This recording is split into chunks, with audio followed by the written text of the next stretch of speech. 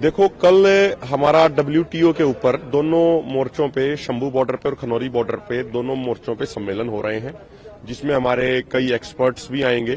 क्योंकि देखिए, जो आज भारत के कृषि सेक्टर को, खेती सेक्टर को जिन समस्याओं का सामना करना पड़ रहा है, उनमें से सबसे जो बड़ा कारण है, उसकी जो जड़ है उन समस्याओं की, वो है WTO, IMF, वर्ल्ड बैंक, इनकी पॉलिसियां। जैसे WTO में जब साइन करे, पहले इसको गेट बोलते थे 1994-1995 में, तो उस समय WTO के अंदर ये शर्त है कि भारत में अनाज की जो टोटल पैदावार होगी, भारत सरकार उसका मात्र 10% प्रोक्योर कर सकती है। अगर 1 किलो भी ज्यादा करेगी तो WTO के डिस्प्यूट सेटलमेंट मैकेनिज्म के तहत केस दर्ज किया जाएगा। तो WTO का कितना नेगेटिव इंपैक्ट आ रहा है देश के किसानों के ऊपर, वो चीज हमारे किसान तक, एक एक किसान तक, एक एक गांव तक पहुंचाना जरूरी है। इसीलिए दोनों मोर्चों पे कल सम्मेलन होंगे WTO के विषय पे। परसों 26 तारीख को गांव गांव में, भारत के 6 लाख गांव में WTO के पुतले फूके जाएंगे। यहां पे शंभू बॉर्डर, खनौरी बॉर्डर पे 20 फुट ऊंचे पुतले फूके जाएंगे। 27 तारीख को दोनों फोरमों की, SKM नॉन पॉलिटिकल और किसान मजदूर मोर्चा की अपनी नेशनल लेवल की मीटिंग्स हैं। और 28 तारीख को दोनों फोरमों की साझा मीटिंग करके 29 को प्रेस के माध्यम से पूरे देश को एक कॉल दी जाएगी, संदेश दिया जाएगा। और जो हमारा ये कार्यक्रम है, ये एज इट इज मजबूती से जारी रहेगा। जब तक मांगे पूरी नहीं होगी तब तक मजबूती से हम लड़ेंगे। और एक बात स्पष्ट कर देना चाहते हैं कि आज हरियाणा में एक तरीके से अघोषित आपातकाल सरकार द्वारा लगाया हुआ है।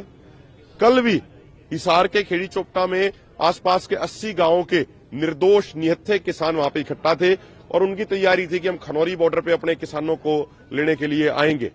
लेकिन जैसे ही वो चलने वाले थे, उसे 20 मिनट पहले ही बड़े निर्दयी तरीके से, बड़े क्रूरतापूर्ण तरीके से पुलिस के अधिकारियों ने घुस के लाठीचार्ज किया।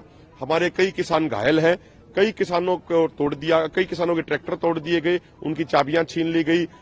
अगर पानीपत की बात करें, पानीपत में 2 दिन से हमारे 50 से अधिक साथी गिरफ्तार किए हुए हैं जो बॉर्डर की तरफ आ रहे थे। अब उनको जेल भेज दिया गया है। तमाम घरों में CIA की टीमें, पुलिस की टीमें भेजी जा रही है। एक तरीके से सरकार द्वारा हरियाणा में आतंक का माहौल पैदा करवाया जा रहा है।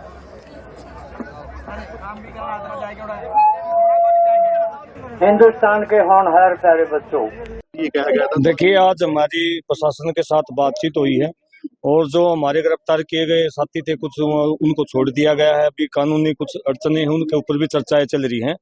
और ऊपर का जो आंदोलन चल रहा है, जिसके सपोर्ट में आंदोलन है, उन्होंने 29 तारीख तक का शांति बहाल करने का ऐलान उन्होंने किया है, क्योंकि ये भी आंदोलन भी उनके समर्थन में चल रहा है।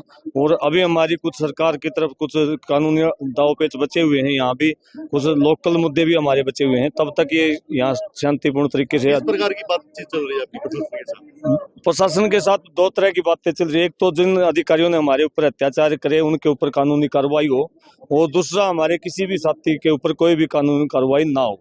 ये तोड़ फोड़ हुई है जिसमें पुलिस की काफी गाड़ियां भी टूटी हैं और काफी जैसे JCB वगैरह फायर भी टूटी है, इस पर आपका क्या कहना है? देखिए, वो तो कानून की भाषा में इंटेंशन देखी जा है, किसकी इंटेंशन से ये काम होया।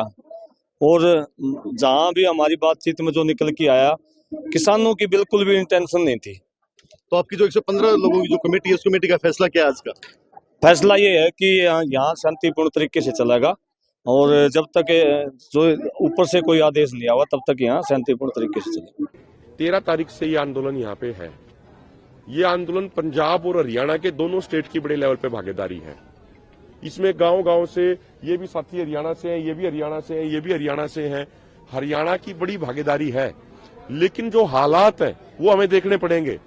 अगर कोई किसान साथी फोन पे हमारे पदाधिकारियों से या मेरे से ये भी बात कर ले कि भाई आंदोलन कैसा चल रहा है, क्या चल रहा है, आगे की रणनीति क्या है, इतनी बात भी कोई पूछ लेता है, 2 घंटे बाद उसके घर पे पुलिस की, CIA की टीमें पहुंच जाती हैं। कल खेड़ी चौपटा में किसान इकट्ठे हुए थे, हिसार में हैवी लाठीचार्ज किया जा रहा है। आज हरियाणा के अंदर हरियाणा पुलिस के अलावा 50,000 की पैरामिलिट्री फोर्स बाहर से तैनात करी गई है।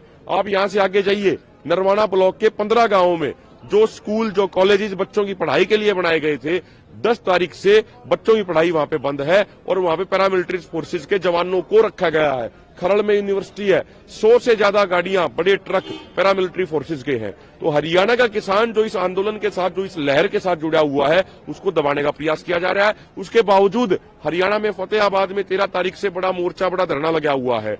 आपका खेड़ी चोपटा में धरना लगा हुआ किसानों ने लगाया है। आपका जींद रोहतक रोड पे गांव टिटोली में आसपास की खापों ने आसपास के गांव ने वहां पे बड़ा धरना लगाया हुआ है।